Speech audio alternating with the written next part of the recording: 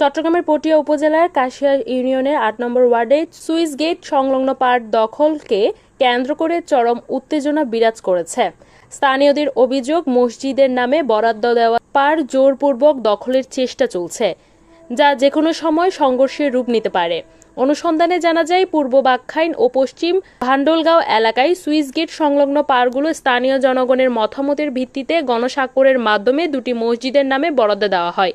এই সিদ্ধান্তে এলাকার সমাজসেবক ও ব্যবসায়ী সগির আহমদ চৌধুরী, চট্টগ্রাম বন্দরের ট্রাক সমিতির সভাপতি সুফি আহমদ চৌধুরী, সাইফুদ্দিন চৌধুরী, ভারপ্রাপ্ত চেয়ারম্যান রাশেদা বেগম, ইউসুফ মেম্বার সহ স্থানীয় রাজনৈতিক ও সামাজিক নেতৃবৃন্দ এবং সাধারণ জনগণ সম্মতি দেন।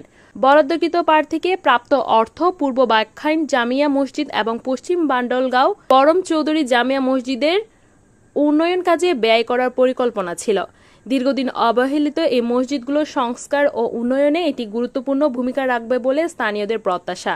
তবে অনুসন্ধানে উঠে এসেছে, একই ইউনিয়নের ৭ নম্বর ওয়ার্ডের কিছু ব্যক্তি এসব পার দখলের চেষ্টা চালাচ্ছে।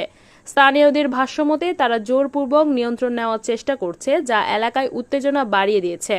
বর্তমানে এলাকায় দুই পক্ষের মধ্যে চাপা ক্ষোভ বিরাজ করছে এবং যে কোনো সময় তা সংঘর্ষের রূপ নিতে পারে বলে আশঙ্কা করছেন সচেতন মহল। স্থানীয় বাসিন্দারা প্রশ্ন তুলেছেন, ৮ নম্বর ওয়ার্ডের সম্পদ কিভাবে ৭ নম্বর ওয়ার্ডের কিছু ব্যক্তি দখলের চেষ্টা করছে। তারা এ ঘটনাকে অন্যায় ও অনৈতিক উল্লেখ করে ক্ষোভ প্রকাশ করেছেন। অনেকেই জানিয়েছেন, প্রয়োজনে তারা ঐক্যবদ্ধ হয়ে দখল চেষ্টা প্রতিহত করবেন। ইউনিয়নের সম্ভাব্য চেয়ারম্যান পদপ্রার্থী ও যুবদল নেতা সাইফুদ্দিন চৌধুরী সাইফুল বলেন, ফারগুলো যেহেতু আমাদের ৮ নম্বর ওয়ার্ডের মাঝখানে, আমাদের ৮ নম্বর ওয়ার্ডের মেম্বার এবং ভারপ্রাপ্ত চেয়ারম্যান সহ প্রত্যেক এলাকা মানুষের অনুমতিতে আল্লাহগড় মসজিদের নামে দান করে দিছে সংস্কারের জন্য। সেহেতু আমি আলহাজ মাননীয় সংসদ এনামুল হক এনাম ভাই প্রতি দৃষ্টি আকর্ষণ করব, তিনি অন্যায়কারীকে কোনো প্রশ্রয় দেয় নাই। আমাদের এই বিষয় নিয়ে তিনি কি খুব সচ্ছল থাকবেন।